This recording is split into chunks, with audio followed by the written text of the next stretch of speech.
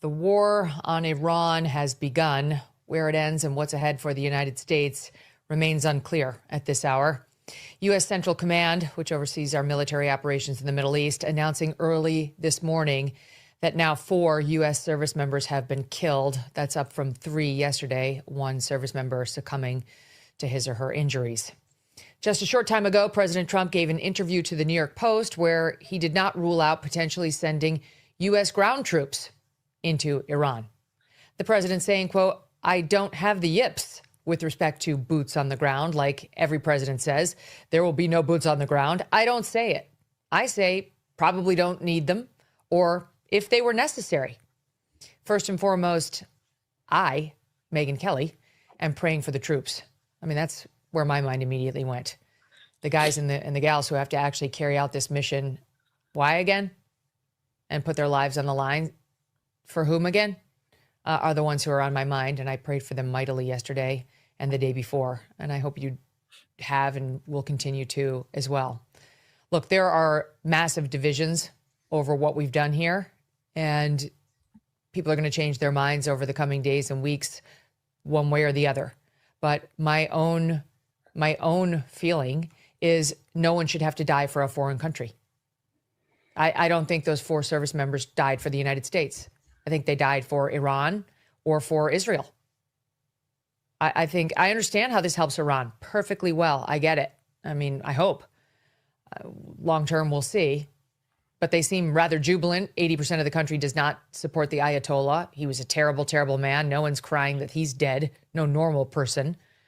But our government's job is not to look out for Iran or for Israel. It's to look out for us. And this feels very much to me like it is clearly Israel's war.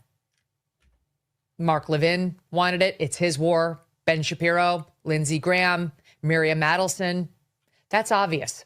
They're the ones who've been pushing us into this. But in case you had any doubt whatsoever, the Washington Post is reporting it explicitly this morning.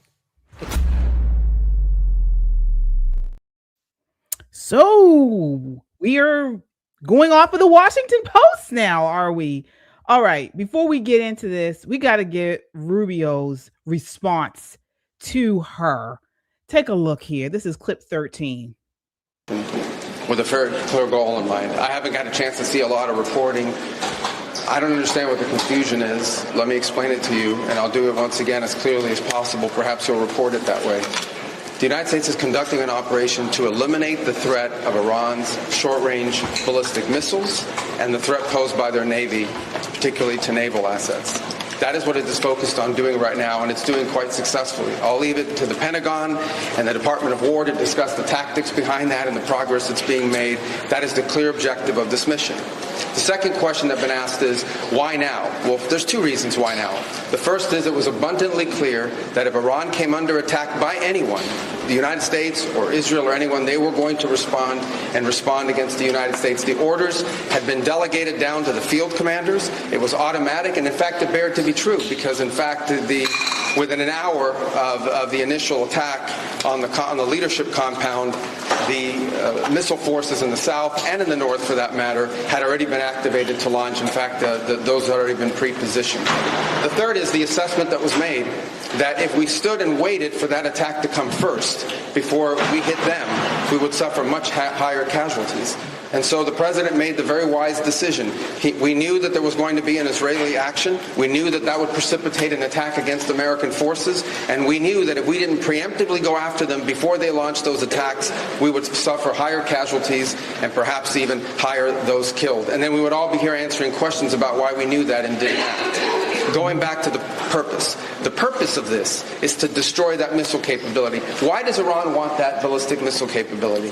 What they are trying to do and have been trying to do for a very long time is build a conventional weapons capability as a shield where they can hide behind it. Meaning, there would come a point where they have so many conventional missiles, so many drones, and it can inflict so much damage that no one can do anything about their nuclear program. That is what they were trying to do, is put themselves in a place of immunity where the damage they could inflict on the region would be so high that no one can do anything about their nuclear program or their nuclear ambitions. They are producing, by some estimates, over 100 of these missiles a month. Compare that to the 6 or 7 interceptors that can be built a month. They can build 100 of these a month, not to mention the thousands of one-way attack drones that they also have. They've been doing this for a very long time, and by the way, they've been doing it under sanction. You see the attacks they're conducting right now? They're attacking airports, they're attacking hotels, they're hitting not just military bases, they're attacking our embassies. Thank you, Mr. Rubio. Thank you. Hopefully, Megyn Kelly, Candace Owens, and Tucker Carlson watched and heard that. Good morning, good afternoon, good evening to you all as you watch this broadcast. It's time for Pop and Politics. I'm KJ. Let me introduce you to my co-hosts. Of course, we have Nicole Bennett. Hey, y'all. And Shelly E. Good evening.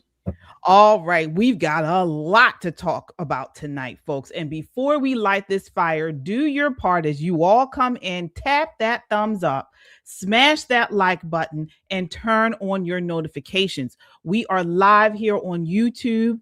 If you're on the go, you can catch us on Apple Podcasts or Spotify under the name Pop and Politics. We love our chat. We shout out every super chat.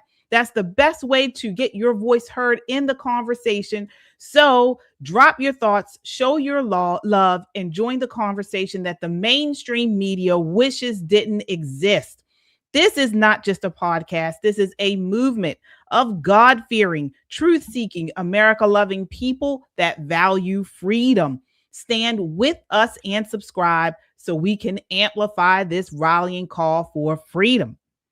All right, ladies, let's set it off. Already got a super chat, Shelly. What's that say there? All right, we have Teresa. Thank you for your $10 super chat, Teresa. She says, ladies, I am late to the party. You're actually not, but Megyn has become a total moron. She is a sellout and an anti-Semite. I can't believe how jaded she has become. Thank you, Teresa, for your being our first super chatter for tonight, and thank you for your $10. Thank you so much. So, ladies, let's get into this. All right. So we saw that was Megyn Kelly responding to the Iran attacks from this weekend. And she's basically saying what Candace Owens, Tucker Carlson, all of them have been saying, that President Trump is Israel's puppet. Okay. He's doing what they tell him to do. This is a war, in her words, for Israel. This is something that they have said before. I believe it was Candace Owens who said it during the attacks on what's his name? Soleimani or whatever his name is, the first one from last year.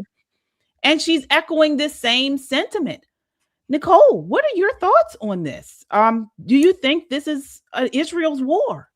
No. It absolutely isn't Israel's war. And anyone who tells you that the United States is anybody's lapdog has no idea who the hell we are.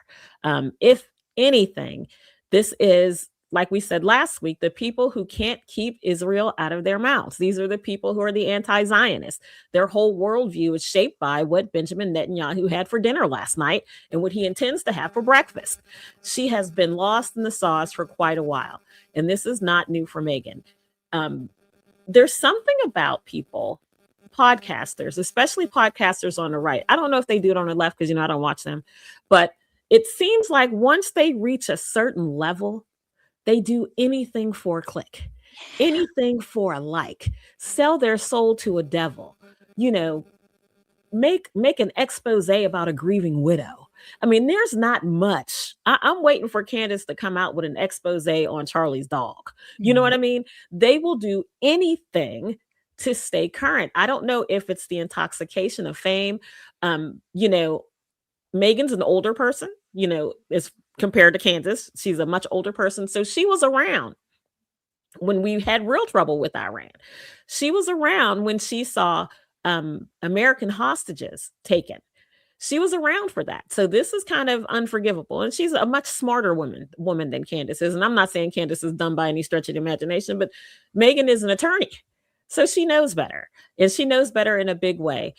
Do I say I'm disappointed? No, because lately she really has been fumbling the bag. This incessant tagging that she does of former Prince Harry's wife. I mean, they do whole episodes about this girl who's just minding her damn business. And then this whole thing with Savannah Guthrie's mother disappeared, kidnapped, murdered. God forbid she's been murdered, but held somewhere against her will, most assuredly. It's not the same. It's not the same Megyn that we're used to. I don't know what's going on with her, but I hope she can find her feet and find a way to stand up for this nation. This is absolutely despicable behavior on her part. Oh, wow. All right. Shelley, what are your thoughts? All right. So what question am I answering? So my question is, do you believe, as Megyn said, this is a war for Israel? Yeah. And that, Candace and Tucker Carlson have said in the previous comments that President Trump is Netanyahu's lapdog. Right. So as I think we were on his Saturday, as I said on Saturday, there are a group of people or a number of people who have, we call it Trump derangement syndrome. I'm calling it Israel derangement syndrome, if you will. That's number one. Number two, I am equally tired of the right.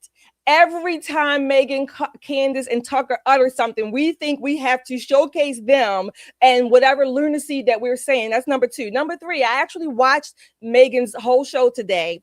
And for all the people who want to call her dumb, she actually had people on there who disagreed with her, maybe some who agree with her, and maybe some in the middle. So she was open. She is open to having, if you want to call it all sides, whatever the case may be.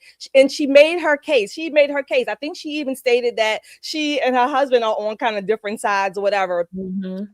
But she did state her case for why she was, at least she said she's cautious, or she's not sure as far as where to go. She did also say, like I said on Saturday, I think I support the troops wholeheartedly. I want us to win. I'm supporting Israel, no less. But that does not mean that because people ask serious questions about a war, no less, regardless of whether you're for it or against it, when you ask serious questions, that does not mean that everyone is automatically an anti-Semite or a psyop. I think I saw that come through, or whatever the case may be. I think we owe it to the people who are literally putting their lives in danger to ask really good questions.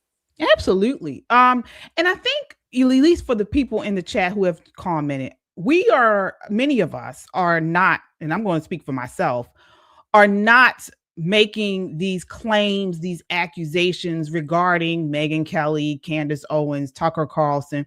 We are not making these today or yesterday. We're not making them just because of the comments that she has just made. She has made comments over the last, I would say, probably about 6 months that have been weird. I stopped watching her as well. You brought up a very good point, Nicole. It does seem like she is chasing the algorithm.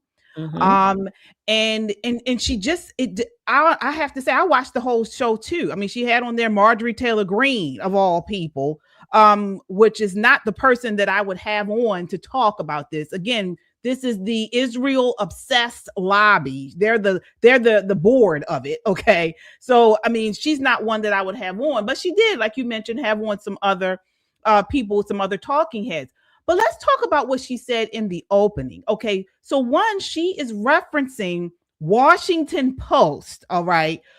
The same editorial, the same newspaper, along with New York Times, when talking about this strike and the killing of the supreme leader, they kind of fantasized this thing. They celebrated this guy.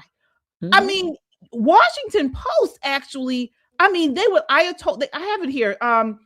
They said here, if you thought the Washington Post's infamous decision to describe ISIS leader Abu Bakr al-Baghdadi as an austere religious scholar, okay, was a once-in-a-lifetime lapse in editorial judgment, this gets even worse, okay? They explain, they talk about how this guy was a scholar, that he, with his bushy white beard and easy smile, Ayatollah Khamenei cut a more angular figure in public than his perpetually scowling, but much more revered mentor. And he was known to be fond of Persian poetry and classic Western novels, especially Victor Hugo's Les Miserables. I mean, you all got to go read this write-up they gave this guy. So she is referencing the Washington Post when she's talking about, oh, the Washington Post is also asking questions about this and saying this is the Israel war. Well, I guess they are. Yeah. Now, to be fair, she didn't read that particular quote. She read another one. I know she didn't. So what I'm saying is she didn't read that quote. She read the quotes that like 99% of podcasters do. They read the quotes that support whatever side they're on. We all do it. Okay. That's number one. Number two, the quote that you're reading is full of it's trash. It really is. It's consistent with most of the write-up. Most of the write-up on this guy in Washington Post was cushy. I agree with you that part. I agree with you that part is trash. I can say that because it was, but I'm not going to say that that's not what she said. She didn't read that part. But my point is this: just because whatever, many people don't watch her anymore, or what, and you don't have to. I'm not saying you have to, but the right seems to be doing today, at least today, or I'll say in the last few months, or whatever. Every time Candace Tucker, they don't speak for everybody on the right, or maybe they do. And I missed that. I missed that memo. Candace, Megyn Kelly, and Tucker Carlson. First of all, not Candace Owens, but Megyn Kelly and Tucker Carlson have direct access to the White House. Okay, they do. That's number one. Number two, their combined viewership is within the millions. I mean, Candace Owens alone has, I think she's up to 5 million views. Each video she puts out has over 5 million subscribers. And then she has over 5 million views on these videos. Megyn Kelly the same, and Tucker Carlson. So I'm kind of tired of people saying, why are we talking about these people? We're talking about them because yes, they do have a large share of the conservative voice. They do. So then why? I don't understand why people are so my question would be, even when I disagree with them, like what you're saying, they have access to the White House. Then my question would be, then why do they still have the access that they have? Well, because they have friends, right? So the White House is not a small. You got to be invited to the White House, right? You can't just walk up in there. You can't just walk up in there. So the White House is a campus, and the friends that they have don't reside at 1600 Pennsylvania Avenue. But Tucker does. He goes to the White House. He said this recently. He's been there like 5 times in the last 6 months or so.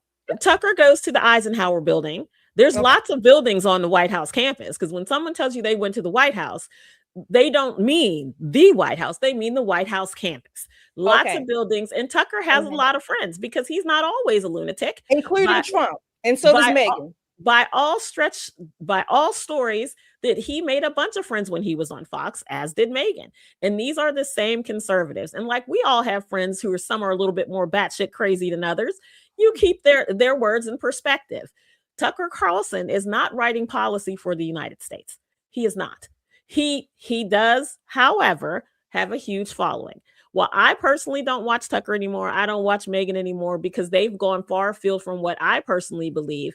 There are very many people who are new. I like to call them Trumpers. They're very much new to conservatism. They're very much new to the Republican Party. So they like to watch people that they think have influence, people that they think are plugged in, and people that they think are connected. But when they watch these people and these people make these grand pronouncements of the next thing that's going to happen and it doesn't, they don't unsubscribe. Maybe they don't watch for a couple episodes and they come back later. I look at it like people who used to watch The Price is Right. You didn't watch it every damn day, but if you was homesick with a cold, you watched the damn Price is Right. It's very much the same thing in podcast world. But I will say this, Megyn Kelly has made it a point to try to be a little bit more forward in the way that she presents information. That point I will give her. She does try to bring on experts, to kind of give some counterbalance to her own personal feelings. But this is my point. You can't tell me that you're praying for the troops. You can't tell me that your heart's in the right place, but you're not supporting or understanding why we're doing this when you were dead ass alive when all this kicked off. Again, Candace is a whole different beast. I mean, she's young, she's wasn't there. But Megyn has a bigger worldview. She was a journalist. She was a reporter. She was or still is, an attorney. She was alive when this happened. This foolishness with I don't understand why we did it tells me that she's forgotten, much like New Yorkers have forgotten 9/11. Now go ahead and tell me you haven't, and I want you to pull up a picture of your damn mayor and tell me how much you haven't forgotten. People forget the big impact of things, and this is where I think the White House could pick up some steam. Instead of rolling out Marco, who's doing a terrific job, take nothing from him, they need to educate the people who inhabit social media, mostly younger people who have no idea about what it means to break into a U.S. embassy and hold people hostage. When you have Jimmy Carter in office, who formerly was the worst president in United States history, but has been overtaken by Joe Biden. Imagine this happening if Kamala Harris was president and they took hostages, American hostages, and the American administration said, well, you know, we're going to talk to him. We're going to try to barter with him. We're going to try to figure it out. Right. And then in comes Donald Trump, a la Ronald Reagan, and says, oh, no, you're going to let him go or you will bleed every single day. They let the hostages go. So there is some history here that I think people don't understand. They just think this is Israel. You have to go back all the way back to 1953 and understand the genesis of this argument. And I think the White House would do good to do some PSAs about how we got here so people don't think this is Benjamin Netanyahu dictating U.S. foreign policy. That would never happen. Right. Absolutely. And not just that, but the idea, and I know we have super chats, we're going to get to you guys, the idea of them continuing to insinuate that President Trump is being led around like some lapdog. I mean, he is the last person to be led around. And from the very time that he's touched down on the political scene, he has always marched to the beat of his own drum. Always. Okay. And not just that, but he's been saying this same thing, the actions that he has taken since becoming president. And I'm not just talking about this time with Iran, but he has every time he said the same thing. He's not playing around. You know, these people cannot get nuclear weapons. Here he is in the 1980s talking about it. Let me see here. Okay. Take a look. Nothing's changed about this man.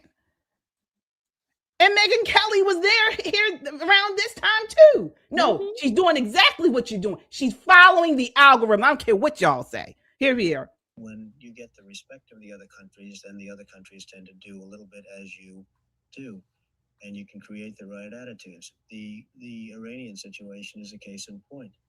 That they hold our hostages is just absolutely and totally ridiculous. That this country sits back and allows a country such as Iran to hold our hostages, to my way of thinking, is a horror. And I don't think they'd do it with other countries. I honestly don't think they'd do it with other countries. Obviously, you're advocating that we should have gone in there with troops, etc., and brought our boys out. I absolutely feel that, yes. I don't think there's any question, and there's no question in my mind. I think right now would be an oil-rich nation, and I believe that we should have done it, and I'm very disappointed that we didn't do it, and I don't think anybody would have held us in abeyance. I don't think anybody would have been angry with us, and we had every right to do it at the time. I think we've lost the opportunity. There you go. Folks, Trump's pattern has been clear. Act decisively against threats. He did it in 2020 when he droned Soleimani. He did it in 2025 last year when he struck the nuclear fields, and he's doing it now, ramping up this bombing against them as they rebuild their nukes, the missiles, and cracking down on the freedom fighters. He has been the same. Listen, they can't have it both ways. He can't be Hitler, Mussolini, a dictator, an authoritarian, and a lapdog. I mean, you got to pick one. But remember, I said this last week. Last week when everybody was like, oh, I said, he's going to do something this week that gets him fired up about something else. So we're not going to worry about them being mad at Trump. This is him keeping his foot on the gas pedal.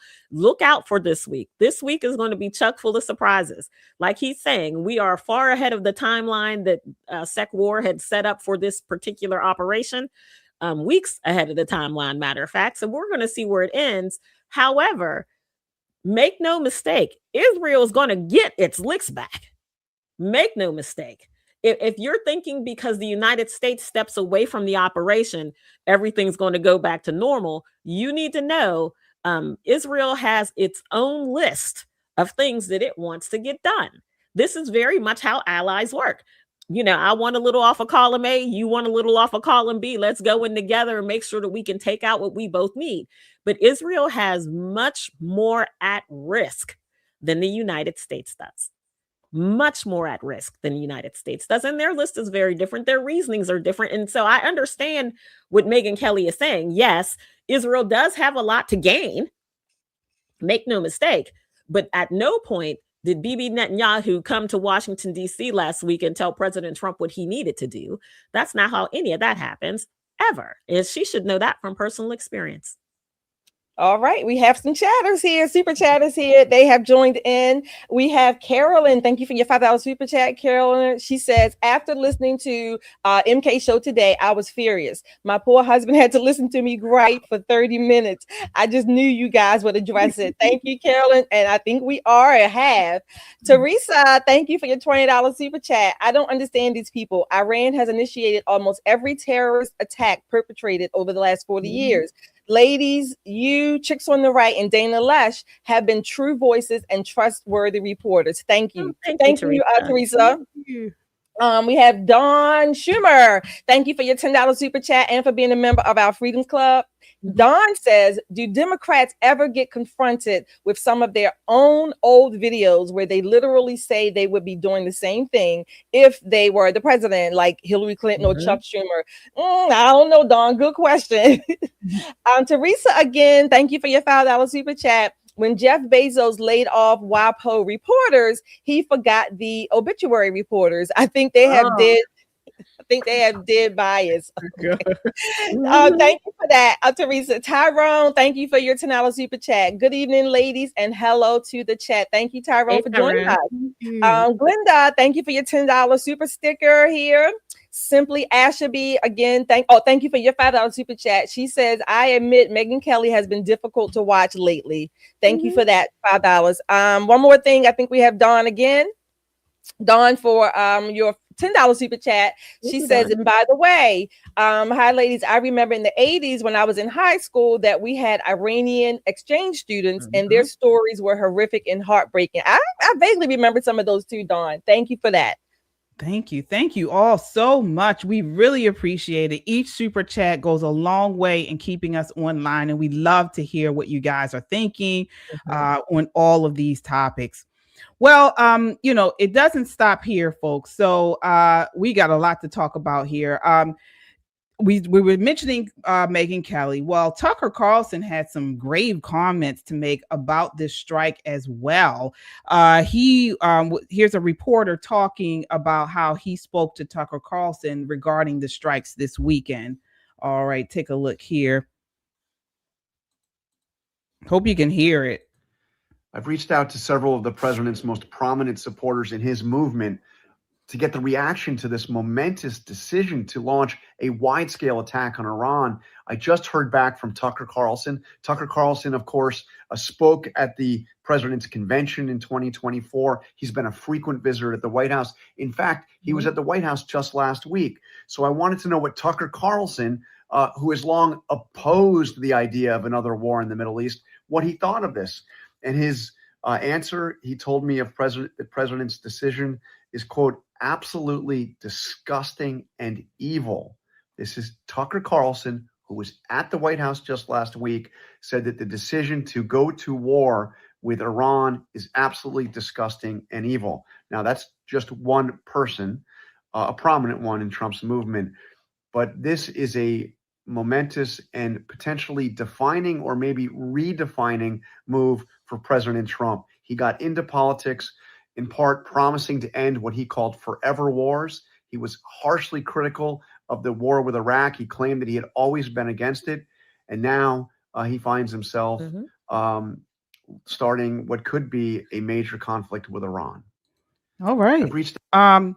And before I want to get you ladies' response to that, here's Tucker Carlson several years ago, because he likes to talk about things are evil, and he's talking about it again. Something was evil. Take a look here.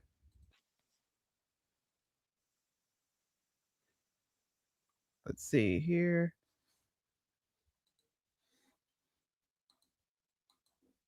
Tucker, aren't we the only country allowed to make preemptive strikes? Who the hell does Iran think it is? That's it. Actually, I know you're sort of kidding, but I agree with that. I think we are the only. No, I'm not kidding at all. Rather, we are. That's absolutely right. The only country with the moral authority sufficient to do that. The only country that doesn't seek hegemony in the world. I do think, I'm sure I'm the lone voice in saying this, I think Iran deserves to be annihilated. I think they're lunatics. I think they're evil. I do think we ought to assess what would happen to the price of energy were we to do that. I don't think that's a small factor. It could tank our economy. All right. So he's kind of changed, definitely a big change over the years. Shelley, what are your thoughts on that change and what he said about the recent strikes? I don't know. I don't know if it's a change because it sounds consistent with what he's saying today. He said they were evil, but he also said it would tank our economy. He's probably saying even more today, I guess, because well, he still says they're evil. I think it's nothing burger. Look, Tucker Carlson does not, I don't know, direct my thinking. I can appreciate his thoughts one way or the other, but okay. Oh, no. Now, unless, I don't know if you, maybe I played it too late. Did you guys hear him say Iran deserves to be annihilated in that old clip? Did you hear that? Or maybe I didn't. Did you hear that, Nicole? No, I did not. I heard him say that they were evil, but I didn't hear anything about. Yeah, I heard the evil something about. Yeah. Okay. Let me play it really quickly one more time. Maybe I got the wrong one, but 1 second. All right, let's see here. Tucker, aren't we the only country allowed to make preemptive strikes? Who the hell does Iran think it is? That's it. Actually, I know you're sort of kidding, but I agree with that. I think we are the only. No, I'm not kidding at all. Rather, we are. That's absolutely right. The only country with the moral authority sufficient to do that. The only country that doesn't seek hegemony in the world. I do think, I'm sure I'm the lone voice in saying this, I think Iran deserves to be annihilated. I think. Did you hear that? Yeah, he just said it. Yeah, okay. Yeah, he said this was his posture a couple of years ago. Iran needs to be annihilated. All right. Yeah. Now he's changed. So my question for you, Nicole, is what do you think is going on here? Why the change? And what do you think about his recent comments? Well, I think people grow and sometimes they grow in the right direction and sometimes they grow in a different direction.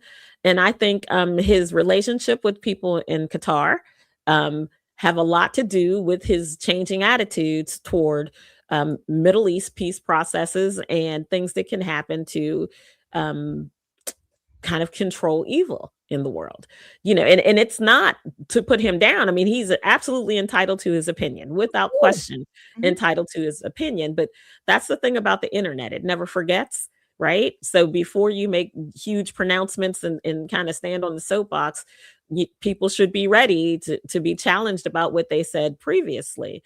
Now, to the reporter that was reporting that Tucker was at the White House last week, well, hell, so was I.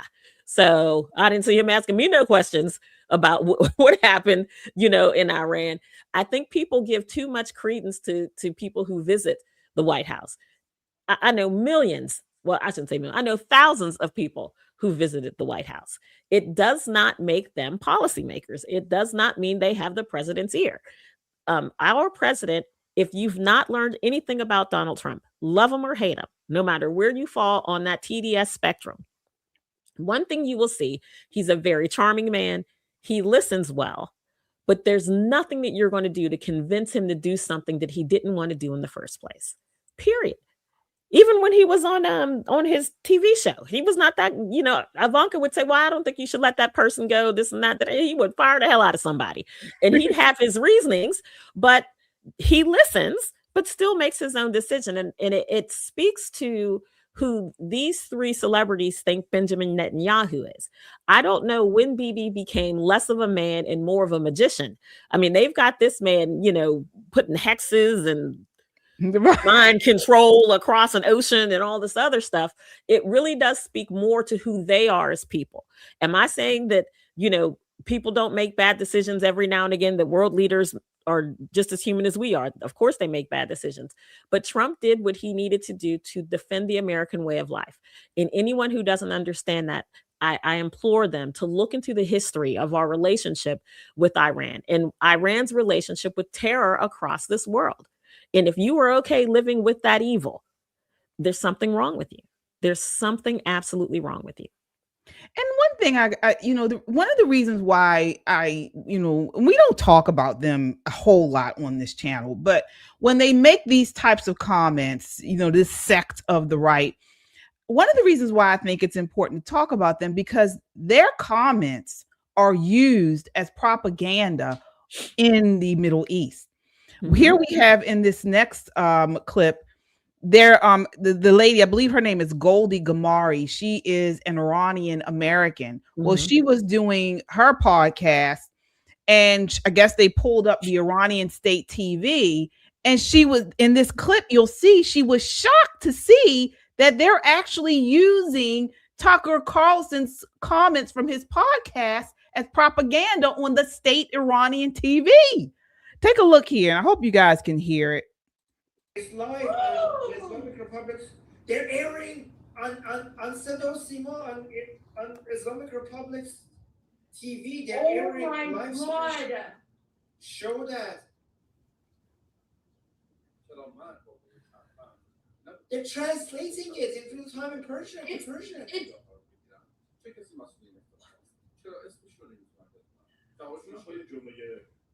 They don't generally do this. You don't generally see Americans, particularly on the right. I tell you that Tucker Carlson is Islamic regime propaganda. Look at this. The Islamic Republic is now taking, right? They're taking. They're literally taking his garbage interviews and they're translating it because this is propaganda.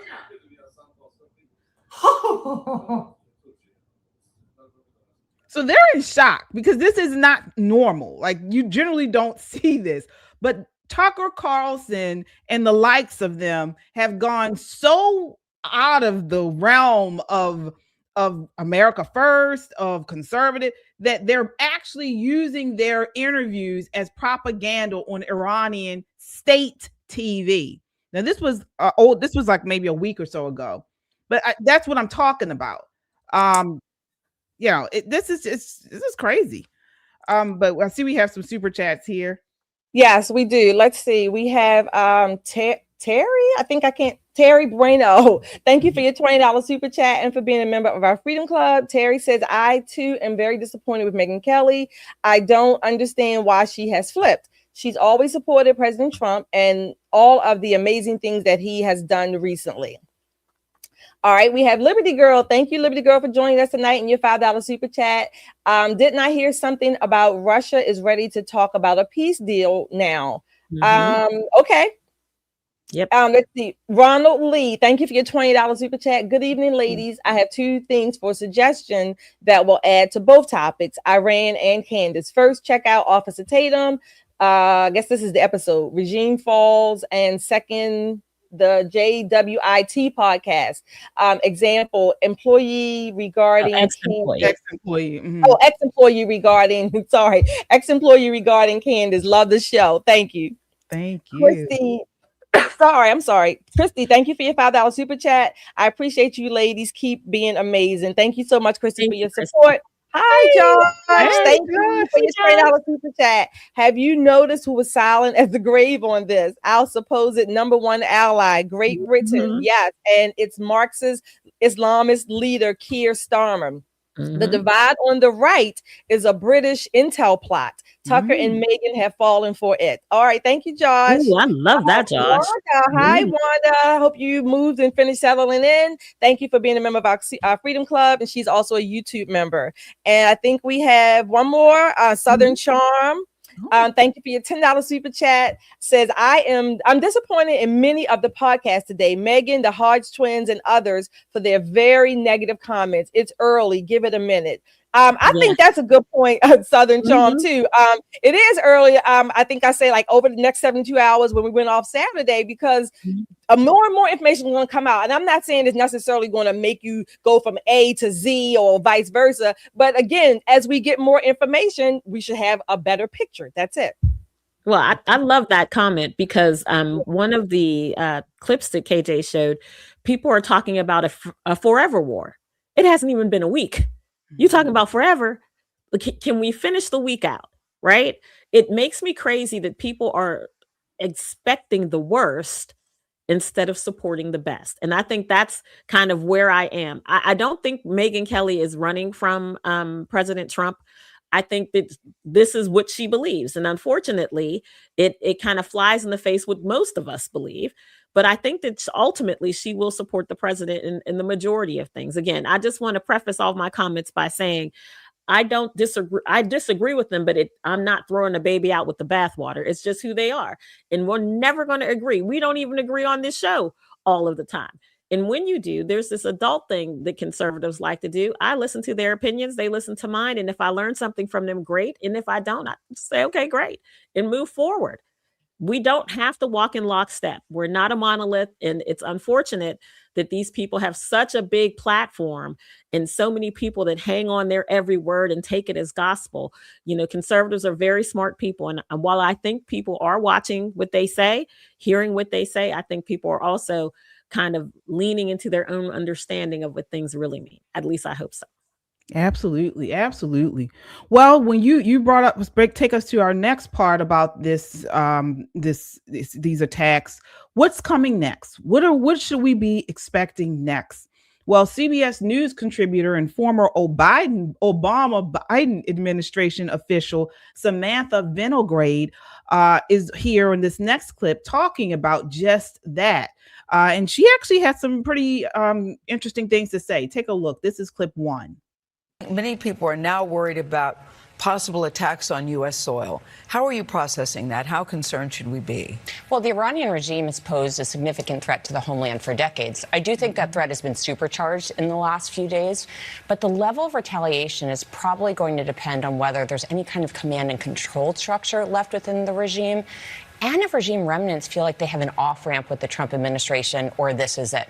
In terms of tactics and targets, the regime has historically relied on individuals it's paid, recruited, and inspired and planted here in the homeland to conduct physical violence against government officials, against Iranian dissidents, against individuals and entities associated with the state of Israel, and more. More recently, though, and this is interesting, the regime has really doubled down on cyber operations, using aggressive cyber attacks against government networks and other critical infrastructure. Is that your biggest concern right now, cyber? I'm very concerned about cyber attacks because we have such broad exposure against critical infrastructure networks and against private citizen scale. And this is where really we talk a lot about the government response and government preparedness to regime retaliation, but everyday Americans, all of our viewers, have to be on heightened alert right now to phishing campaigns, to links they don't recognize, because the Iranians are going to try to get into our networks to both influence public perception and to cause disruptions.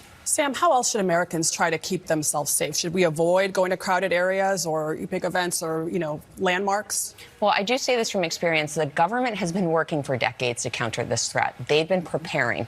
We have so many active investigations that were underway even before what happened with Operation Epic Fury.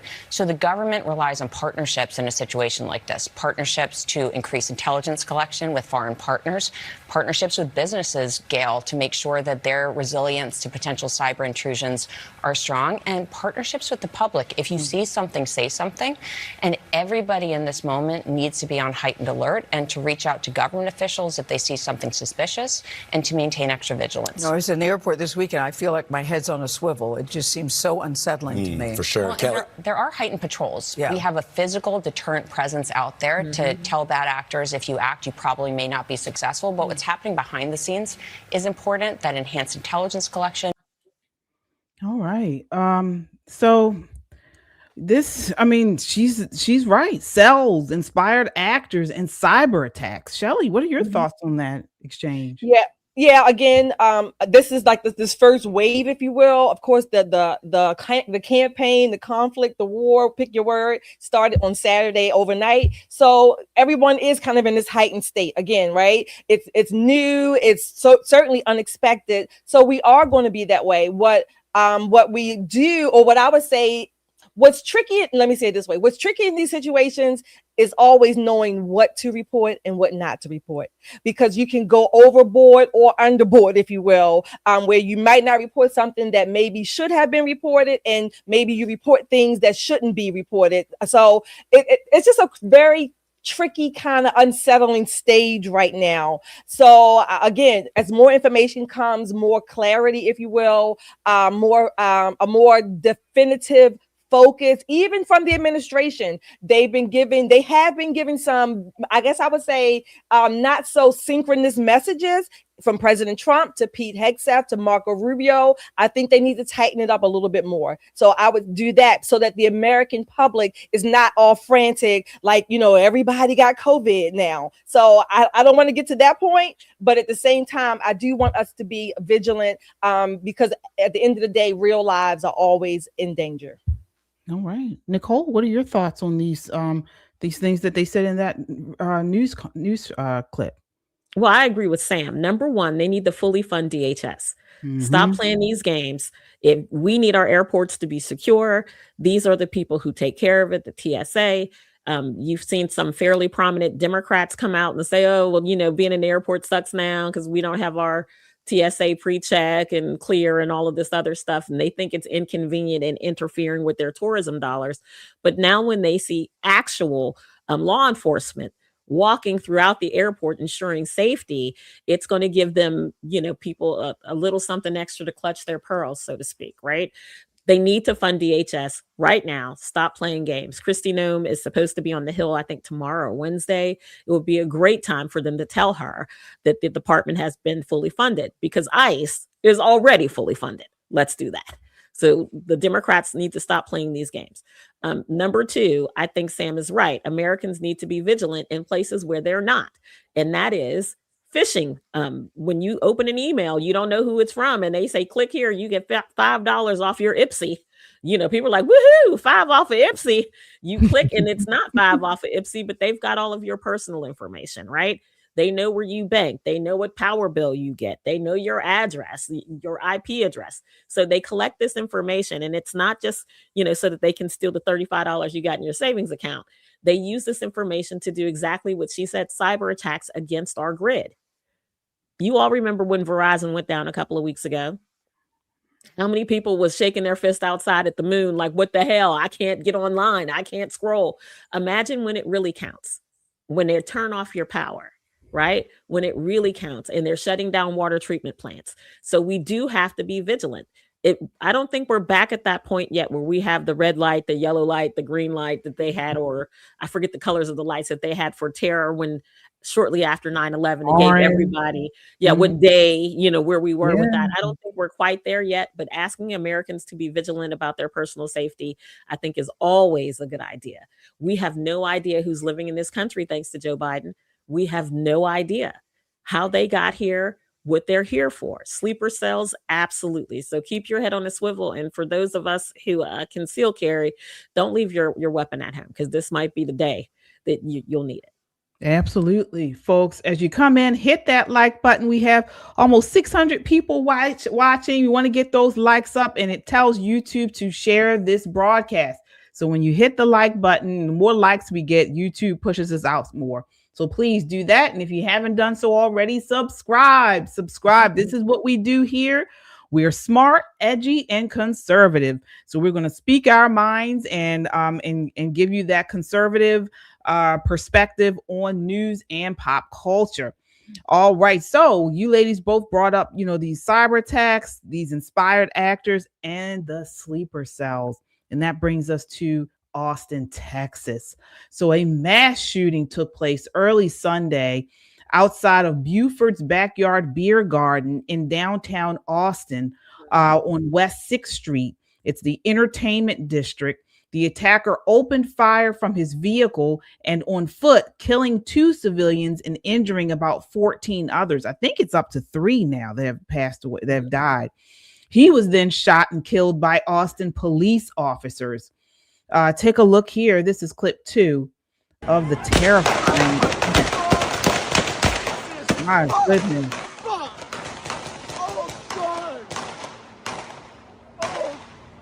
Austin, Texas, folks. Oh my God.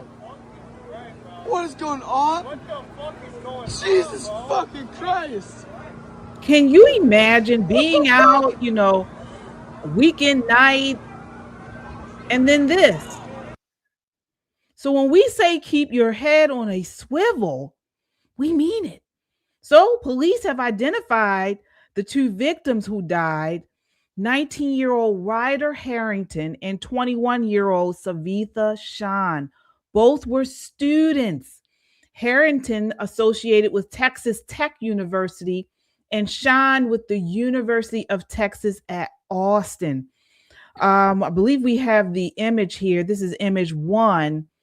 No, I'm sorry, not image 1. Let me see here. Do I have the image 4? Image 4. 19-year-old student. This is one of the victims, Ryder Harrington. He is the one who attended Texas Tech University. Gone too soon. My goodness. So, folks, we got to keep that family, his friends, lifted up in prayer, everyone that was involved. So who did this? Well, we know who did this. It was I believe the person was from Senegal, identified as 53-year-old Ndaga Digan, whatever, a naturalized U.S. citizen, originally from Senegal. Photos show him, you can see, with a hoodie that said "Property of Allah," and even underneath, he had on another shirt that had the design of the Iranian flag. All right, so the FBI and local police are investigating the shooting, and indicators suggest a possible terror link. Nicole, what are your thoughts on this? I feel for the families of the injured and for the shaken, because I understand that this is a place where young college students like to hang out. It's a bar row, kind of like they have in Towson. So you can only imagine the terror that this person instilled in them. But my bigger comment to that is, we got to stop naturalizing anybody who's asking. Yes. The vetting process or lack thereof is just, it leaves me shaken. I had an incident earlier this year at work with a Russian man who's a naturalized citizen, who wanted to bring his firearm into my office and quote unquote kill every single filthy one of those wetbacks. He's talking about my staff from El Salvador.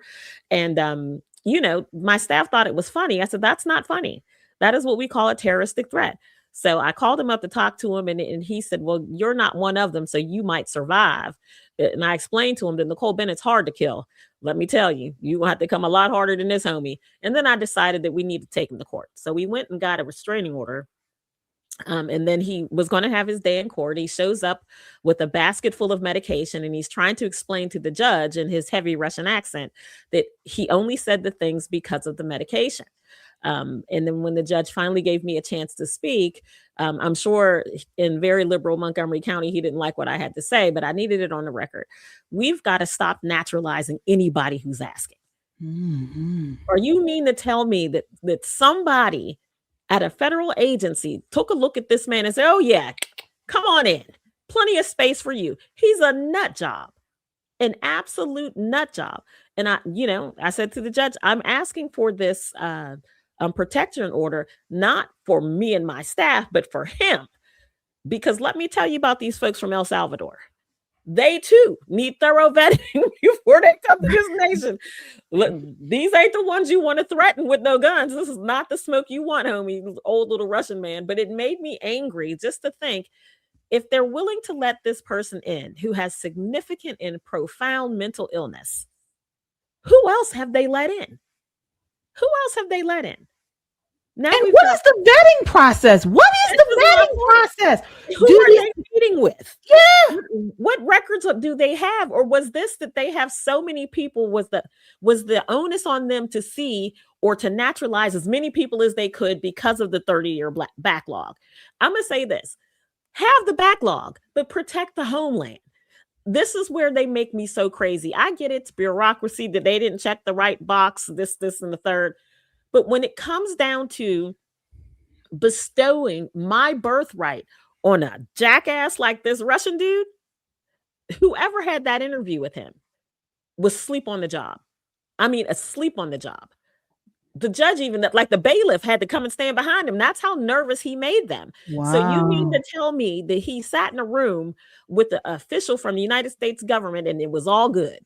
Ridiculous to me. We have got to start taking our national security seriously in this nation, or we're going to continue to have these, yahoos, naturalized citizens, and other people who don't really love this nation or what we stand for, killing us in the street simply because we are who we are. We cannot abide that. We simply cannot. Shelley, what are your thoughts here? So I got a few things I'm thinking. Number one, I think this piece of shit was here for like at least 2 decades or almost 2 decades. So that tells you number one. 2000, yeah. Right. So that tells you number one that he's never assimilated. He's never been assimilated. Number one. Number two, to your point, Nicole, who let him in? Why? Over all these years, again, our immigration policy or the lack thereof has been in play for 30, 40 years, at least since I've been an adult, right? Mm-hmm. So there's always been, depending on which administration, amnesty bills or less grant, all these things have been in play. And so the bureaucrats, the non-elected workers, if you will, the bureaucrats are just there pushing the papers for the most part, okay? They don't get to make the decisions as far as, to the point I'm making. The policy says this, the supervisors, the higher ups get this is the policy. Follow the rules. Okay, that's what we're told. So the decision making is out of the hand of that clerk that ultimately puts that stamp on it. It's out of their hands. So this is a matter, again, this is back to our Congress, who I keep contending, they have obfuscated their responsibilities. Okay, they've given up their responsibilities to do the laws, to manage the bureaus and the agencies, if you will, to let all of these, we call them sleeper cells, come in because they can't get their acts together. And these jokers make upwards of $175,000 plus perks, benefits, travel, all kinds of stuff of our taxpayer money every damn year. Okay, and who's suffering? Those Americans, those young people, those students who were just slaughtered to death on the streets of Austin. Like you said, KJ, Austin. I mean, who would think? Austin, Texas. There was another mass shooting, and for a different reason, but nevertheless, a mass shooting in Ohio as well. I think it was a birthday party. And to the Jasmine Crockett's and other lefties who keep saying, immigrants, they commit less than whatever X amount of crimes. Yeah, we got that coming up. Let's say they do. It doesn't matter. What matters is you can make, like this, obviously a mass shooting is one incident with 19 victims or however many number the victims there are. But you count the whole incident as one. So therefore the statistics are a little bit, skewed one way or the other. Let's get real, people. Count each one of those victims as separate incidents and you will see, just like the immigrants, the illegals, who slaughtered people while they're driving. 2, 3, 4 people in the car. That's one incident, but you still have 4 or 5 people. They don't count them like that. So again, the stats can be skewed. These people need to go. I not only say close the border. I don't want the backlog, Nicole. This is what I'm going to say. If it's a backlog, whoever's on the list right now, if you ain't in, you got to go. Close the border and you got to go now. You got to go and you just wait until we clean up the mess that's here already. Absolutely. And so I want to talk about something we were talking about in the last segment. So this shooter was a Candace Owens fan, folks. He was a Candace Owens fan. So reports are linking his X account an X account to this terrorist guy who gunned down 3 people. Here's image one, I believe image one, okay, where he's on here and he is responding to something under Candace Owens, one of her videos. So he's defending Candace Owens in replies to Laura Loomer. Laura Loomer is I believe she's Jewish. She is conservative, but she's, pro-Israel conservative.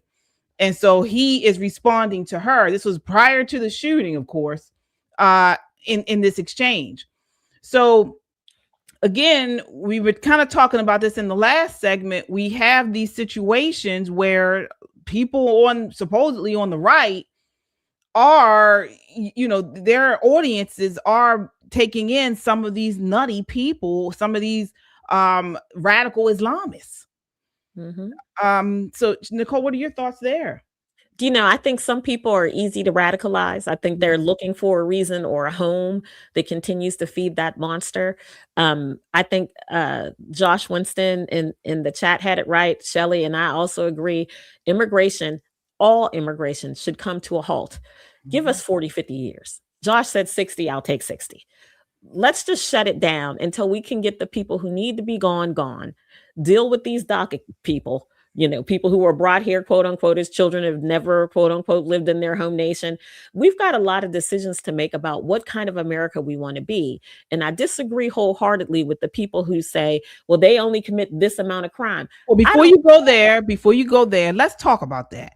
In this next clip, Jasmine Crockett said today that people are impugning immigrants due to this Austin, Texas attack, and it's wrong. Take a look. This is clip 4.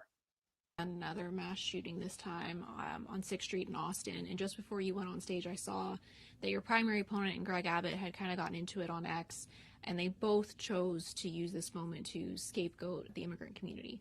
The shooter was a naturalized citizen. We've seen efforts already from the Trump administration to denaturalize citizens. My mother-in-law is a naturalized citizen who is incredibly scared. How are you going to balance comprehensive immigration reform, which we do need, and still treating our immigrant community with dignity and not using them as a scapegoat in these moments? I don't know how it is that we got here, that what one person does somehow is then impugned on an entire community. The facts are the facts. The facts are that the immigrant community actually commits less crime in this country than anyone else. So the idea that we take this one incident, and that's what they do. Listen, every time there's some crazy situation like this, Black folk sit around and say, oh, I hope they're not Black, because we know that that's going to be an additional target on our backs. We know that the immigrant community was probably holding their breath and saying, oh, I hope it wasn't an immigrant, because then there's going to be another target on their back. Listen, no one, in my opinion, is born in this country, and somehow when they're born, because of where they were born, they somehow now are automatically a criminal. That's not like a real thing, but that's essentially what you do when you decide to impugn an entire community. If I was to give you the facts on who the shooters have been in these mass shootings, I can guarantee you the vast majority of them have been white, male, and homegrown. But we don't see them taking any action on that. Shelley, what is she talking about?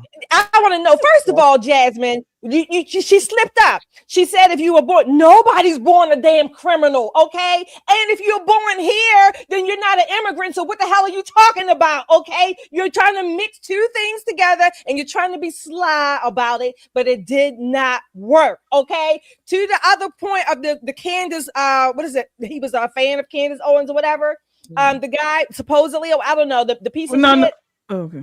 The piece of shit, the murderer, who look, you are not, I'm not talking about you personally. You're not going to get me to say that because someone is a fan of Candace Owens, that automatically that's going to make them a murderer, or that's why he's a murderer. No more than the left when they accuse the right of being lovers of guns when somebody gets shot with a gun, or somebody uses a gun to shoot someone, and they blame the right because we are 2A supporters. Not going to do that. That's as much conspiracy as Candace Owens is a conspiracy theorist. Okay, not going to do that. Associate association there. But nevertheless, he can be a piece of shit in his own right, born here or not. I would call him a piece of shit. But Jasmine Crockett, that little slight, whether he's born here or not, when you're born, you're not born a criminal. Maybe in a third world country you are, because of the caste or the different class you may be born into. You may be considered a criminal. But Jasmine Crockett, sit down with that. Go ahead with that. That's a bunch of crock. Yeah, Nicole, what are your thoughts on what she said? Well, it's a very interesting take. You know how we always talk about Kamala having word salad. Jasmine has grown into that same vein. She said a whole lot of nothing. It was a big nothing burger, and especially for somebody who is in the battle of her life. Early voting is over in Texas. The primary is I think tomorrow. Yeah, she's got an uphill battle. So you see, she's washed her face. She's taken off the foot long eyelashes, and suddenly she speaks good English. Imagine that. Do you think she's pandering to those quote unquote naturalized citizens who actually get to vote? Yeah. I don't think for 1 minute that she understands the gravity of the words that she says. And I mean that very honestly. I think one of the things that they forget when they say those kind of things is if someone should not be here, even if they kill just one American person, that is a horror beyond horror. How do you make that right for Dakar Thompson's family? This man had no business being here. How about Joshua Ungard? I don't really care about how many bullets it took or how many acts or how many people were included. All I need is one, and you got to go. You and all of your people. And then you can feel some kind of way, but work harder on it at your homeland. So y'all, the next time somebody lets you in something, you know how to act, right? This is ridiculous, but this is the Democrat talking point so that they can court these illegals who suddenly became legal, DACA, whatever the case may be, these people that they think that they're currying favor with by saying it's not just immigrants committing violence. No one said it's just the immigrants. What we're saying is they have no business being here. So this is a death that did not need to occur. I mean, exactly. It seems like they're missing the point, purposely, of course. Absolutely. And you mentioned some of these tragic victims that were killed or died behind these illegals. Just recently, we have in this image five, a mother stabbed to death at a Virginia bus stop by an illegal immigrant. Mm-hmm. And he had over 30 prior arrests. This mom, Virginia mom, Stephanie Nicole Minter, was fatally stabbed just a couple of weeks ago while waiting at a public bus stop in Fairfax County, Virginia. Police responded. The suspect is a 32-year-old. This nut is charged with second-degree murder in connection with the killing. He was arrested after being spotted near the area following the incident. But this guy was arrested prior to this more than 30 times. Why is he even still here? He's illegal from Sierra Leone. But do we hear the media talking about this? No. These are things that can be easily fixed. Get them out of here. Absolutely. Yeah, the first thing they want to say is, well, their countries are horrible.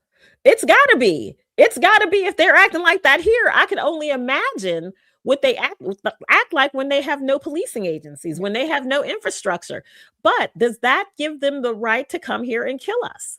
No, but you know what, Nicole, you made their countries are horrible, but I would bet you in those countries, Senegal, Sierra Leone, much of the Middle East, or at least a good portion of it, the crimes that they commit here, the murders, they're not considered crimes there because they can murder people, stone people to death just because you don't wear the right clothing or whatever. So they're not considered crimes here. So they bring that here. And again, they don't assimilate. Close the borders, get the backlog out. I'm sorry, if your number is whatever, 10 or above, you got to go. The 10 that are already in processing, okay, maybe we can process them, but you got to go. That's it.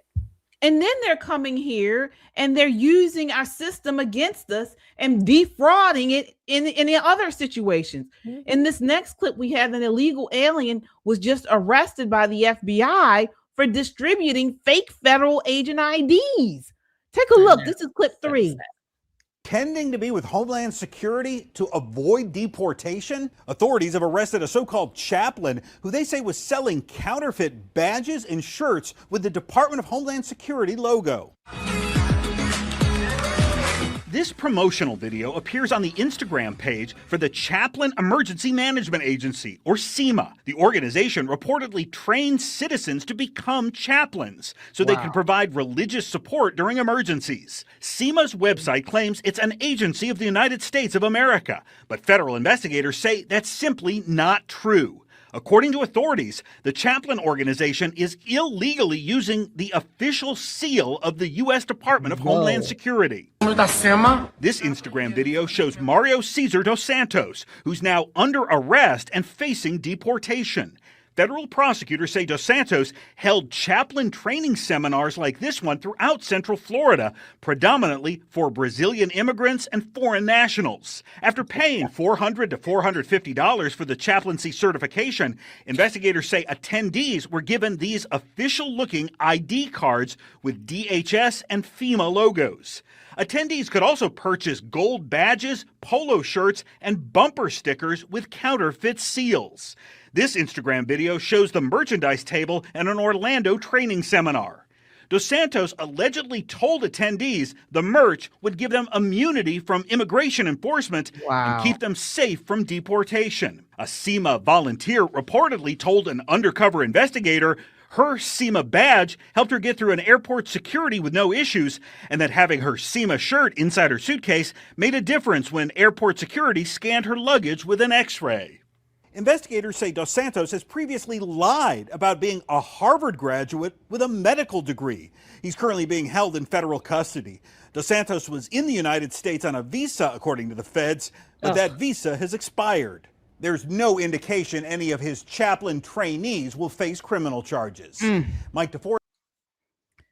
Nicole, these people are not only liars and cheats and frauds, they're bold. Well, listen, who's checking them, right? Here's the thing, and I've said this for a long time. The way they defraud their own people, right? Because he wasn't selling this to American people. He was selling this to other migrants, from Brazil and whatnot. The way they defraud their own people speaks to the heart of what's going on. This man, I don't know where somebody gets the balls for that kind of thing. Like, who gets up in the morning and goes, you know what? I'm going to steal that Homeland logo. I'm going to start me some stuff. I'm going to call it chaplains, but I'm going to play, some bounce music in the background when I have them come. And no, you don't get anything except for you can come to this merch table and buy all of these things and further enrich me. I mean, that is crazy to me. And I feel so bad for the people who were defrauded out of their hard-earned money, thinking that they were going to be an emergency chaplain, that one day their phone was going to ring and it would be Christy Nome going, hey, girl, I need you to come over here and pray for this person. It's ridiculous to me that he's gotten away with this for so long. I'm sorry. Let me tell you what, I'm laughing. Number one, I keep saying fraud is the industry of the government. Okay. Now, I know this was a quote unquote para-government, but for 43 years, they've been in existence. You can't tell me that this is the first that they've been knowing this. Okay. This is what I said. You know how they existed, Nicole? They've been existing off of grants and all kinds of subsidies, taxpayer money. I want my money back. Do you mean to tell me that for 43 years or however long I've been paying extra for TSA pre-check? All I had to buy was a damn $20 SEMA shirt to get through the, come on. Wait, or the gold badge. I want my travel expenses back, okay? For 43 years, this has been existing. Grants, subsidies, all these things. We've been paying for this. We have been paying for this. You can't tell me that this is the first that the DHS or the government has known about this. This was a scam, a mockery of a scam, however the saying goes. This fraud has been paying for 40-something years. I want my money back. Well, they should have a convention. That way they could get them all in one place and find out who started this whole thing. But it's just ridiculous. You see it all the time, though, in places that are unfortunately sanctuary places where people who are notaries say, oh no, I'm an attorney and I can help you with your paperwork, and they're taking thousands of dollars from people in their own communities. It's just horrible to see them kind of eat their own. It just makes your stomach spin it just a little bit. We got some super chatters here. Kung Fu CJ, thank you for your $2 super chat. Oh, she says, Shelly, I think cuss these people out so I can feel better. Oh my God, I want my damn money back. Kung Fu CJ, that's what I want.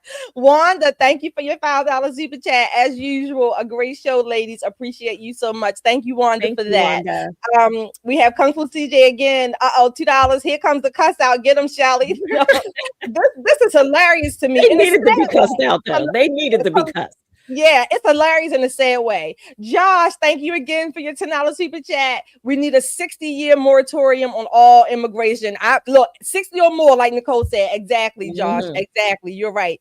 I think we had one more that we missed. I'm not sure, but we'll get it. We'll get you next round if I skipped over you. Sorry. Absolutely, folks. Again, as you come in, hit that like button. It helps to get this video out in front of a wider audience, and we appreciate the support. Wow, wouldn't it be cool one day? We've done it before, but we can continually get 1,000 people in our live. Oh my gosh, that would be amazing if we could get 1,000 people on live on one of these nights. So again, as you come in, hit that like button and subscribe. All right. Also, our merch. We have a merch store. Is it actually merch store might be down right now? Go ahead, Nicole. Is it? Oh no! You know why? It's because people was rushing to buy that tie-dye t-shirt. Yeah, tie-dyes. It's the summer is coming, and everybody needs to get ready. Because although it's snowing here at my house, it is snowing. It's been snowing all afternoon. Apparently, this weekend it's supposed to be in the mid-70s. So I'm looking forward to it. That's good news. Tomorrow I'll be out there getting pneumonia just like everybody else. Because listen, I've had it with the snow. But these people are crazy t-shirts flying off the shelves. You guys have got to get yourself one of these. He was absolutely right when he said these people are crazy. And this is the way you can show some camaraderie with the president of the United States. But if this one's too spicy for you, we have other shirts. We have Kate, I'm about to say KJ has a shirt on tonight. She does not have her shirt on tonight, but it says not black, not white, American. Don't let them divide us. This shirt is for everybody. It doesn't matter where you fall on the political spectrum.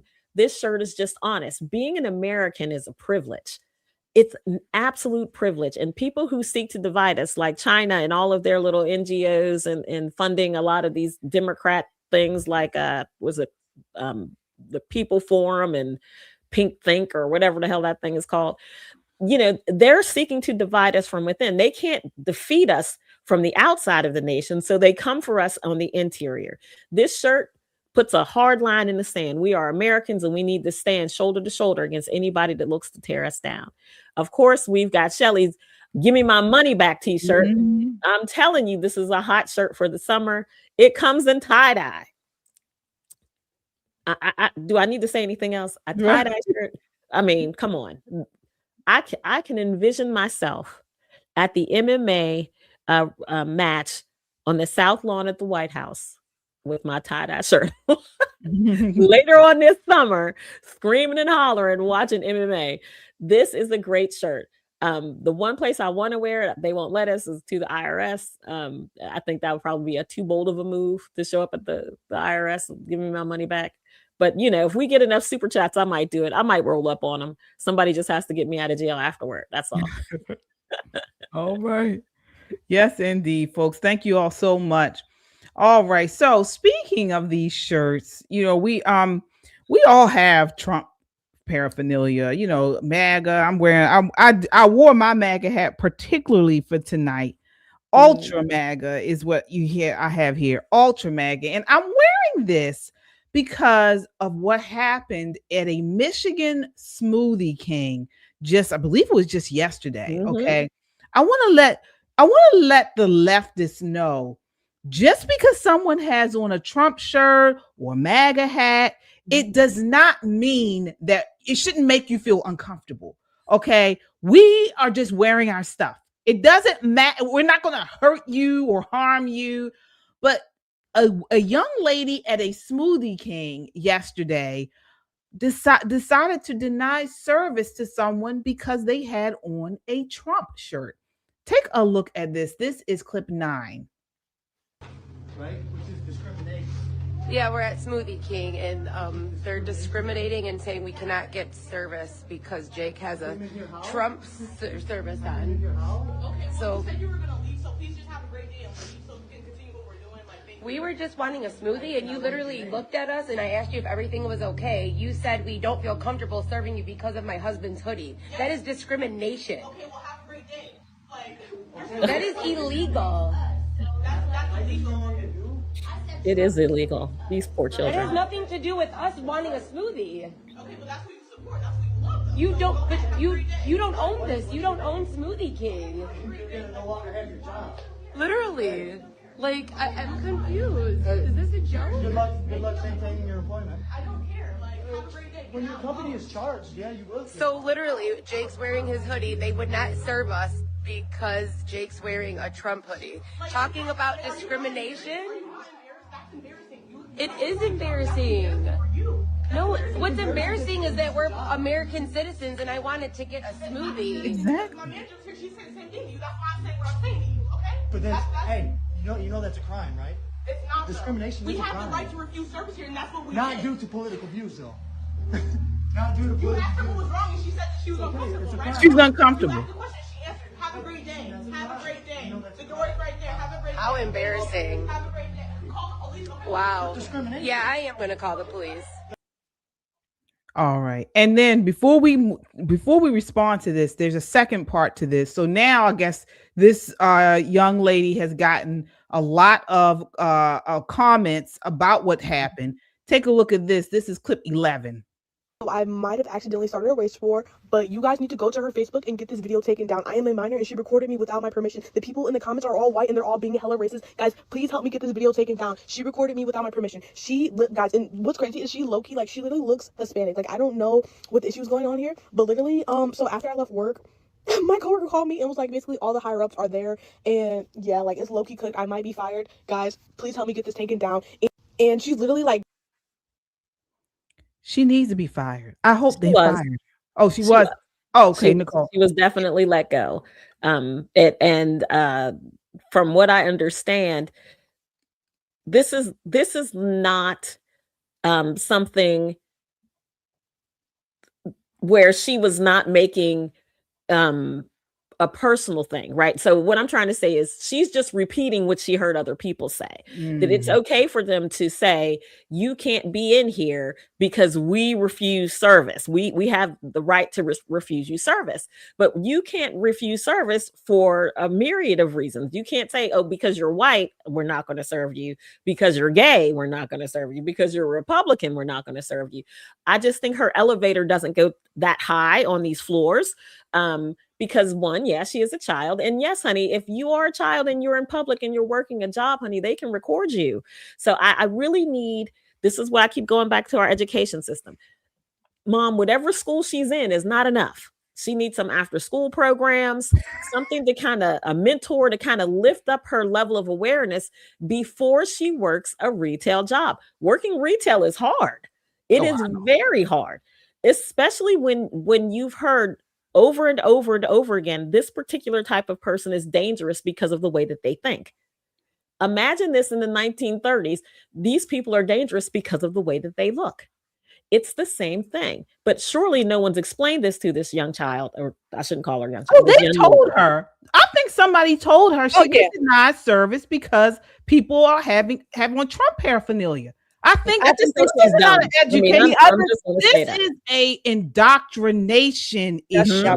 That's what I was gonna say. The lady, the other girl, young girl in the background, what she say? She said she felt uncomfortable. Yeah, she felt uncomfortable. This is, and they don't even know that they're indoctrinated, right? All they do, pretty much, I'm guessing, I'm probably 100% right, but they consume whatever's on TikTok and whatever the other apps are, IG, all day long. Okay, they might go to school, then they come home, they go to work, everything. That's all they do, and they feed off of each other. So they don't know how to separate, if you will, compartmentalize even their politics that they think they have developed, but even their politics from the business world. They don't know how to do that. So all she had to do was give her that damn smoothie.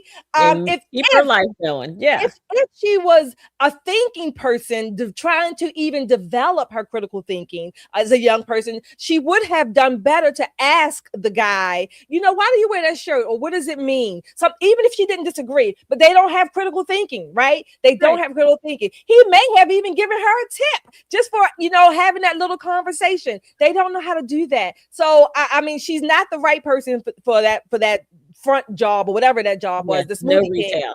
And again, we know a lot of young people work those jobs, but young people today, I'm sorry to say, they're really not the young people that we knew us when we grew up. It's not even just that.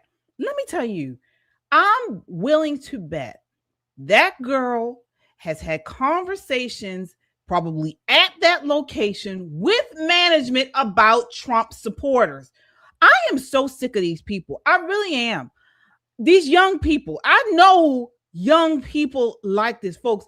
Our kids are doomed if they have to live in a world with people like that, because there are large portions of adults that are telling our young people to be afraid of Trump supporters, to be afraid of Republicans, that Black Republicans are idiots and that we are coons and that we don't know what we're doing.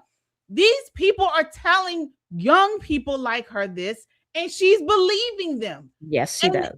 This is why sometimes I just feel like I just want to pick up my stuff and move to an area with nothing but conservatives.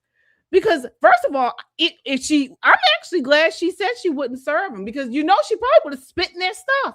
Wait, that's what Diane in the chat said. Diane said I wouldn't drink nothing she made anyway, because it's going to come with some secret sauce, right? These people are insane. They are unhinged. I mean, we're the same. I mean, I live and breathe around leftists all day long. You think I don't care what they think. I just go about my way. That's your perspective on the culture, on politics, and I have mine. But they are being told to other us, to that we aren't supposed to be in society. We understand this? This is a real problem. This is a real problem, and I'm asking you all, what do we do about this? What do we do about this? Because it's not something she was told that. She was told to do that. What do we do, Shelly? Well, number one, I'm like that guy. I will wear my gear. I'll wear my gear when I wear it, or if I happen to stop and I've never even been to a Smoothie King, but nevertheless, you get the point. I'm going to wear my gear. That's number one. Number two, again, I'm just always open to having a conversation, even if you disagree, right? I love teenagers. Give me a teenager more so than a toddler, okay? Because I don't feel like wiping no snotty noses and wiping no asses. So give me a teenager more than a toddler. But because you can engage them.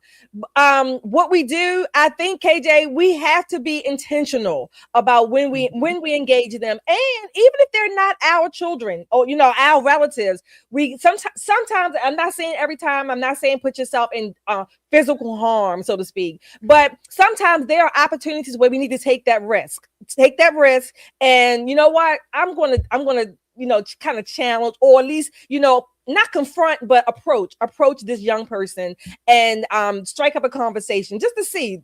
I don't know. Other than that, we can't have their parents raise them the way we want. Unfortunately, we can't take them from their parents. Unfortunately, okay, in some cases. But so other than that, I don't know. I mean, we can always pray for them. But I got a philosophy. Some of my prayers I'm not wasting on certain circumstances. Well, I feel like this. One of the things that we can do is be who we are. And don't hide it. There are so many conservative people who are ashamed, or I shouldn't say ashamed, but are very cautious about what they wear and where they wear it, right? I am a big proponent of talking to people and meeting them where they are. Some of the organizations I belong to, we have community events in communities that most people won't go to. And the reason why we do that is because some of these young people have never actually met a human being who thinks differently than they do. Everybody in their world has the same thought processes. Everybody in their world says the same thing. So when they encounter someone who's different, of course, they're going to take it as disrespect because they don't have the emotional maturity to say, wow, you're different and I don't understand why. So we have to teach them that, or we're going to have a generation of children that, or young people, we're going to have to write off completely because they won't be able to work anywhere. They won't be able to be in an office where not everybody agrees. They don't understand the concept of compromise. It's either my way or you're a demon. We cannot have that.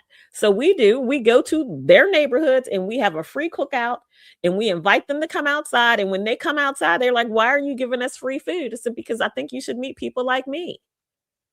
That's what I think. I think you should meet people like me because what you hear about me on TV and what your grandma said is not true. Not true at all. Have a hot dog and let's have a conversation. So we do have to engage them. There are some people who are better at engagement than others. Let me say that. This is not your moment to go put on your, we're all one big happy kumbaya family and go trace into the hood. I'm not suggesting you do that. But there are certain segments that have to be engaged, not only in person, but in music, in arts and entertainment, the way that we get a hold of them, social media. We have some very prolific social media influencers now. I'm talking about Xavier, CJ Pearson. Mm-hmm. So they're breaking into those algorithms where they're seeing people that look and sound like them, but think a different way. We have to introduce these children to something different than what they're constantly getting fed by their brainwashed parents and their crazy teachers. It's just outrageous. It's a damn smoothie. Make the smoothie and go on with your life, girl. Oh, do your job. That do part. Your Get job. Your check. Now, you can talk trash once they leave the building. Did you see his shirt? Blah, blah, blah. But he ain't gonna mess up my little check. I'm sorry. Get your paper. Yeah. Get your paper, girl. Folks, sound off. What do you all think? I think we have some super chats here. I think we do too. Let's see. We have Kung Fu CJ again, $5 super chat. You all need to make another shirt, Shelly. I think that's cuss these people out on the back so I can feel better. Thank you, Kung Fu CJ. Josie Twice, upon a time, something. Thank you for your $10 super chat here, or your $10. Yeah, is that what you call it? Yeah, super chat. I didn't see a statement. Kung Fu CJ again, $5. Come to Georgia. We have fun with liberals here. Shelly can stay with me. Shelly, oh, that's nice. That's sweet for you. Sweet for you. You be up cuffing people all night. We be sitting on the porch, Kung Fu CJ. All right. Final segment of the night, folks. We've been talking about these leftists just now, and folks, doesn't get nuttier than this. This video has gone viral of a woman. I don't know where they were. It looks like they were in some type of federal building. And I'm just going to play the tape. It's a trans parent has lost her mind. This is clip 8. Oh, that was in California. Oh, okay. I'm going to stand next to you. Great. What age do you think a girl's mature enough to have a child? I think that's a decision for herself, her provider, and her parents. How did you feel about your body changing as you were going through puberty? Before we continue, I just want you guys to pay attention. These people always come off so sweet and nice. They always start off that way. It's almost eerie. It's really creepy. It's like a horror movie almost. I have lots of different feelings about it, but you know what? I'm still going to go over here and stand. I'm not going to supply to you. I'm just going to stand next to you to counter your hatred. You think it's hatred to tell girls that they could be healthy and whole? So, Kaiser Permanente told my daughter that she should go on puberty blockers and hormones when she was 13. And I told my daughter that's not possible, that you'll never become a man. And she grew up to be a healthy whole woman. She's 20 years old now. Do you know any transgender children? I do. Yeah? Do you have a transgender child? I do. And how did they know they were transgender? Because that's something a person knows inside them. Yeah? At what age did you know that you were a cis woman? At what age? Yeah. That's something I really thought about. Oh, and why did your child think they're transgender? Maybe I'm not going to answer your questions anymore. I'm just going to stand here silently next to you, okay? We're done. Oh, sure. Does your child go to a public school in California? Did they learn there could be 13 gender identities? I'm going to My daughter learned. I just want to say thank you again. Can I give you a hug? Thank you for doing this. Can I have a hug? Can I have a hug? No, you can't. Why can't the gay boys grow up to be gay men?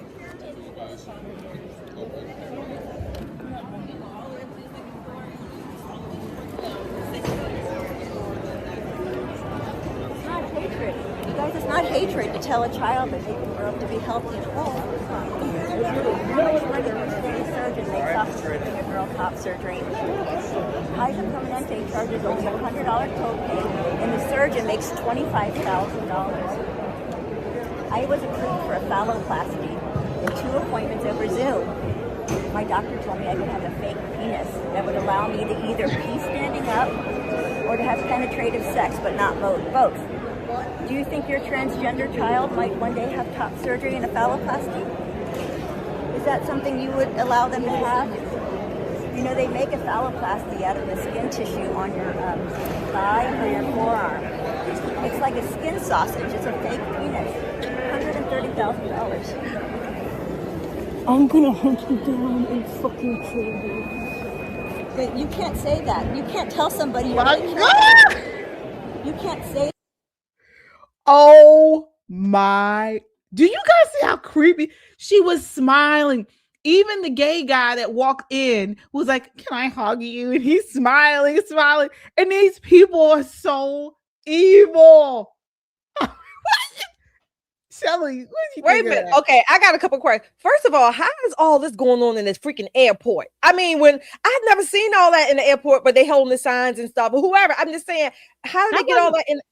That wasn't an airport. That was a building. That was a. Okay, that was a federal building. You said, okay. I was like, he's going. Okay, number one, number two. What the hell? He got on a goddamn blazer with roses and stuff on it for. I mean, that was creepy right there. The gay guy with the roses and whatever. Like he walking through the tulips or whatever. Number one. Number three. The whole thing was weird. It was just creepy. You know, she was standing there. I knew she was upset. I mean, she was not liking that. I guess she didn't want to cause a scene. But that was funny though. She said she was going to hunt her down and kill her. I mean, there you go. I mean, were you expecting that, Nicole? I was expecting her to say something of the sort. Because this woman, you know, number one, interviewing is not her strong suit. She was being very antagonistic. And this woman tried to get away from her. She walked away from her. She asked her to stop talking to her. And she kept coming and kept coming. I thought maybe it would be something more along the lines like, when you leave here, I'm going to catch you outside at 3:00. You know, I'm going to hit you in the face. Or, you know, I hope you trip and fall and break a hip or something of that along that line, but hunt you down and kill you tells me that this woman is more livid than she was willing to show. But I think it also speaks to their rules of engagement for people who are there asking for transgender surgeries to continue.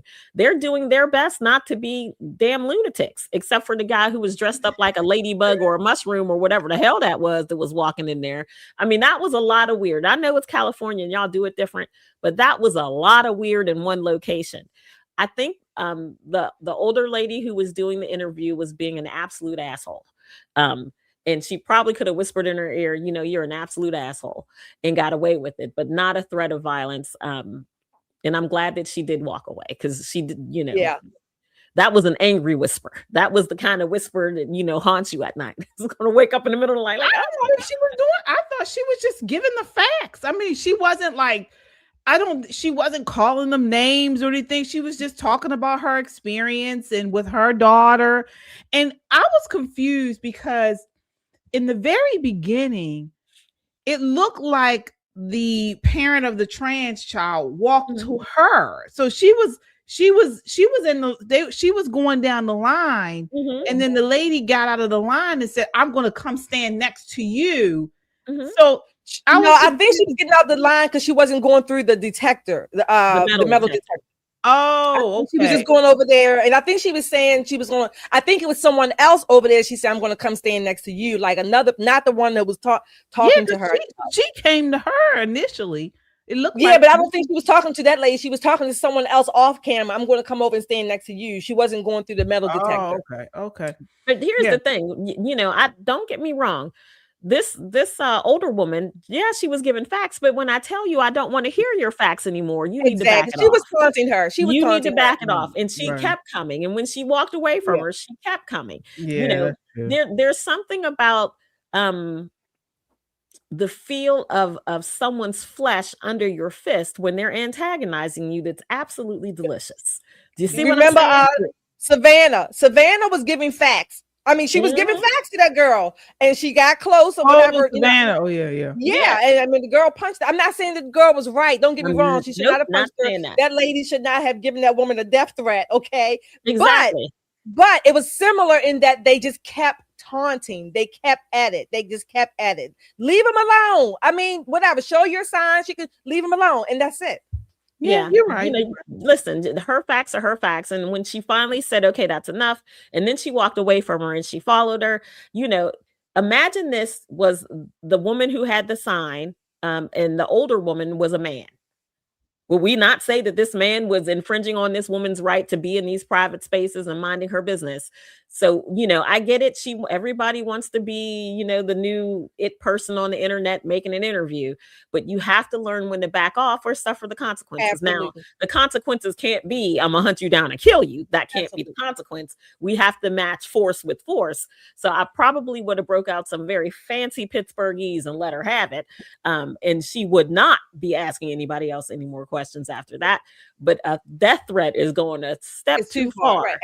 Everybody's not always ready to hear or accept or receive facts, even if the facts are facts, but everybody is not always in the same place or space to kind of receive them. Right. Yeah, but no one wants to hear about fake penises while they're standing online to get into a building. It's true. I mean? It's true. Listen, it doesn't mean that that's right. You want to hear it. And she basically said, leave me alone, tried to walk away. Yeah, she did. Yeah. You're right. And she was intentionally trying to incite some sort of violence. Luckily for her, that this woman is fairly restrained and did not clock her. There's a lot of people who would have absolutely slapped her face off. Absolutely slapped her face and would have had a case, because somebody like me on a jury would be like, you should have left her the hell alone. Right. You're right. Folks, sound off in the chat. Do you think the old lady should have left her alone, or you think she was fine, whatever what she was doing? Sound off and let us know what you all think. The super chatters here, a couple more super chatters here. We have Sarah. Hi, Sarah. Thank you for your $5 super chat. She says it's a great show. Thank you for that compliment, Sarah. Kung Fu CJ, you're back. Thank you for your $5.